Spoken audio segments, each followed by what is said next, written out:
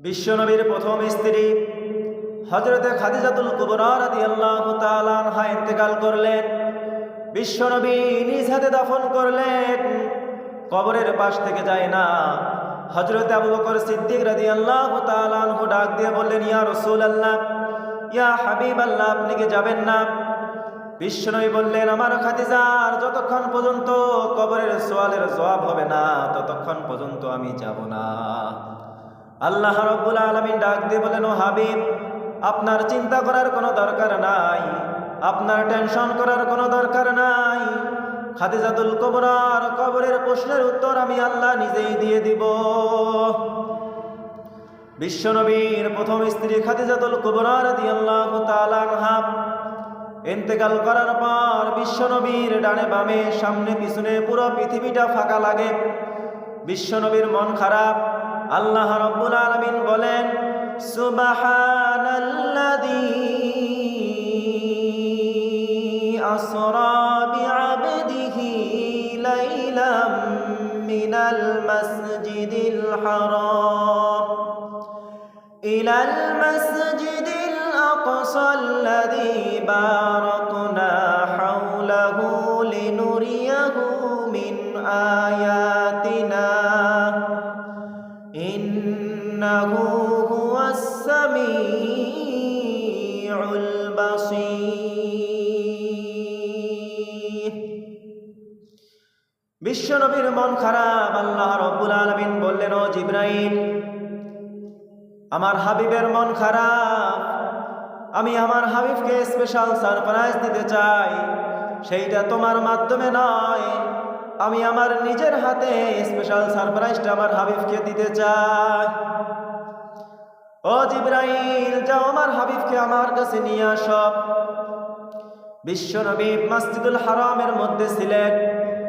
জিবরাইল এসে বিশ্বনবীর গলা থেকে নাভি পর্যন্ত ছিঁড়লেন। বিশ্বনবীর হাড়পিণ্ডটা বাহির করে জমজমের পানি দিয়ে ধৌত করে আবার লাগিয়ে দিয়ে সেলাই করে দিলেন। সিনা চাক, বিশ্বনবীর সিনা চাক হয়েছে দুইবার।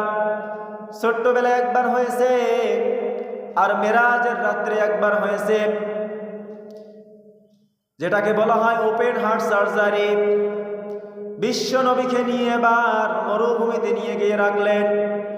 বিশ্বনবী জিজ্ঞাসা করলেন, ভাই জিবরাইল, এইটা কোন জায়গা? জিবরাইল বললেন, অল্প কিছুদিনের মধ্যে মক্কা থেকে হিজরত করে আপনি এই মদিনায় চলে আসবেন। বিশ্বনবী ওইখানে 2 রাকাত নামাজ আদায় করলেন। বিশ্বনবীকে নিয়ে এবার তুর পাহাড়ে নিয়ে গিয়ে রাখলেন। বিশ্বনবী জিজ্ঞাসা করলেন, ভাই জিবরাইল, এইটা কোন জায়গা? জিবরাইল বললেন, এইটা হলো মুসা নবীর পাহাড়, তুর পাহাড়। বিশ্বনবী ওইখানে 2 রাকাত নামাজ আদায় করলেন। বিশ্বনবীকে নিয়ে এবার চলে গেলেন মসজিদুল আকসার মধ্যে। আল্লাহ রাব্বুল আলামিন যত নবী রাসূল দুনিয়ায় পাঠিয়েছে সব নবী রাসূলদেরকে একত্রিত করেছে। সব নবীদের নামাজের ইমামতি করেছে আমাদের বিশ্বনবী। আল্লাহ রাব্বুল আলামিন সব নবীদের নামাজের ইমামতি আমাদের বিশ্বনবীকে করিয়ে সব নবীদের ইমাম বানিয়ে দিলেন, সব নবীদের নেতা বানিয়ে দিলেন। বিশ্বনবীকে নিয়ে এবার চলে গেলেন প্রথম আসমানে। প্রথম আসমানে যাওয়ার পর প্রথম আসমানের ফেরেশতাকে বললেন, আসমানের দরজা খোলো। প্রথম আসমানের ফেরেশতা বলল, কে গো তোমরা? জিবরাইল আলাইহিস সালাম বললেন, আমি হলাম জিবরাইল, আর আমার পাশে আছে রাহমাতাল লিল আলামিন। প্রথম আসমানের দরজা খুলে দেওয়া হলো। প্রথম আসমানে যাওয়ার পর সাইয়্যিদানা আদম আলাইহিস সালামের সাথে দেখা হয়ে গেল। সাইয়্যিদানা আদম আলাইহিস সালাম বললেন, পৃথিবীতে আমার কোটি কোটি ছেলের মধ্যে সর্বশ্রেষ্ঠ ছেলের সাথে আজকে আমার দেখা হয়ে গেল। আমার কলিজাটা ঠান্ডা হয়ে গেল। সাইয়্যিদানা আদম আলাইহিস সালামের সাথে দেখা হওয়ার পর, কথা হওয়ার পর চলে গেলেন দ্বিতীয় আসমানে। দ্বিতীয় আসমানে যাওয়ার পর ঈসা আলাইহিস সালামের সাথে দেখা হয়ে গেল। কথা হওয়ার পর চলে গেলেন তৃতীয় আসমানে।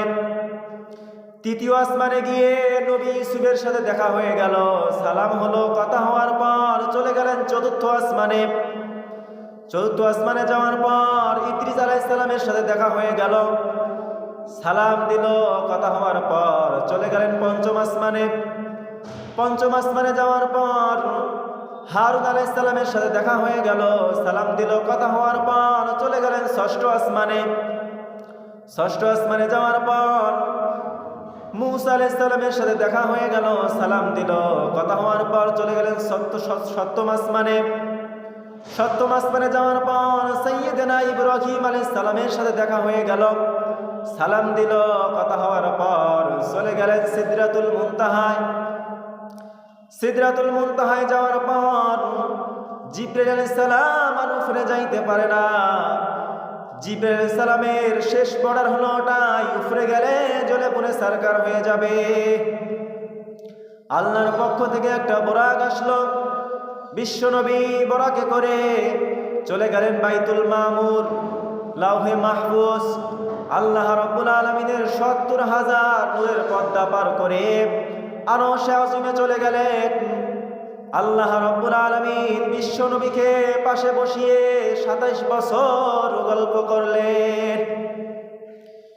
বিশ্বনবী জাহান্নাম ঘুরে ঘুরে দেখলেন। বিশ্বনবী নজর করে তাকিয়ে দেখলেন কিছু সংখ্যক মানুষ একটা পাতিলের মধ্যে ভালো মাংস আর একটা পাতিলের মধ্যে পচা মাংস। বিশ্বনবী নজর করে তাকিয়ে দেখলেন তারা ভালো মাংসগুলো রেখে পচা মাংসগুলো খাইতেছে। বিশ্বনবী জিজ্ঞাসা করলেন, এই মানুষগুলো পচা মাংসগুলো কেন খাইতেছে? বিশ্বনবীকে বলা হলো, এই মানুষগুলো দুনিয়াতে ঘরের মধ্যে হালাল স্ত্রীকে রেখে পরকিয়া করেছে, অন্য মেয়ের সাথে সম্পর্ক করেছে, অন্য মেয়ের সাথে জেনা করেছে, অন্য মেয়ের সাথে খারাপ কাজ করেছে, এই জন্য তাদের এই শাস্তি দেওয়া হইতেছে। বিশ্বনবী নজর করে তাকিয়ে দেখলেন কিছু সংখ্যক মেয়ের ঠোঁটের মধ্যে বকশি লেগে আগুনের উপর ঝুলিয়ে রাখা হয়েছে। বিশ্বনবী জিজ্ঞাসা করলেন, এদের কেন এই শাস্তি দেওয়া হইতেছে, এদের কেন এই অবস্থা?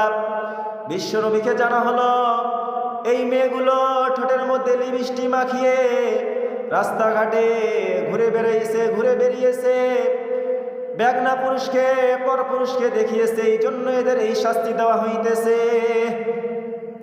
বিশ্বনবী নজর করে তাকিয়ে দেখলেন কিছু সংখ্যক মানুষের চোখের মধ্যে আগুনের রড গরম করে তাদের চোখের মধ্যে দেওয়া হইতেছে। বিশ্বনবী জিজ্ঞাসা করলেন, এই মানুষদের কেন এই অবস্থা? বিশ্বনবীকে জানিয়ে দিলেন, এই মানুষগুলো দুনিয়ার মধ্যে খারাপ নজরে মেয়েদের দিকে তাকিয়েছে, মোবাইলের মধ্যে ফটোগ্রাফি দেখিয়েছে, মোবাইলের মধ্যে অশ্লীল ভিডিও, খারাপ ব্লু ফিল্ম, এগুলো মোবাইলের মধ্যে দেখেছে। এই চোখ দিয়ে খারাপ জিনিস দেখার কারণে তাদের চোখের মধ্যে আগুনের রড গরম করে দেওয়া হইতেছে। এরপর বিশ্বনবী জান্নাতের নাজ নিয়ামতগুলো দেখলো। বিশ্বনবী জান্নাতের ভিতরে দেখলো মধুর নদী, বিশ্বনবী জান্নাতের ভিতরে দেখলো দুধের নদী, বিশ্বনবী জান্নাতের ভিতরে দেখলো পানির নদী, বিশ্বনবী জান্নাতের ভিতরে দেখলো মদের নদী।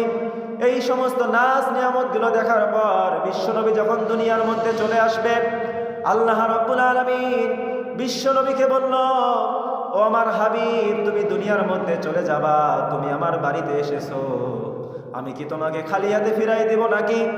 ও নবী, আমি তোমাকে 50 ওয়াক্ত নামাজ দিলাম, এই 50 ওয়াক্ত নামাজ নিয়ে তুমি দুনিয়াতে যাও। বিশ্বনবী 50 ওয়াক্ত নামাজ নিয়ে যখন দুনিয়াতে আসতেছে, মূসা আলাইহিস সালামের সাথে দেখা হয়ে গেল। মূসা আলাইহিস সালাম জিজ্ঞাসা করলেন, আল্লাহ রাব্বুল আলামিন আপনাকে কি দিয়েছে? বিশ্বনবী বলল, আল্লাহ রাব্বুল আলামিন আমাকে 50 ওয়াক্ত নামাজ দিয়েছে আমার উম্মতদের জন্য।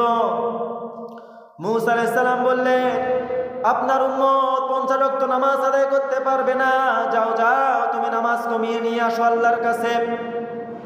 মূসা আলাইহিস সালাম এভাবে বলার পর বিশ্বনবী আবার আল্লাহর কাছে গেলেন, ওগো আল্লাহ, আমার উম্মত 50 ওয়াক্ত নামাজ আদায় করতে পারবে না, আপনি নামাজগুলো একটু কমায় দেন।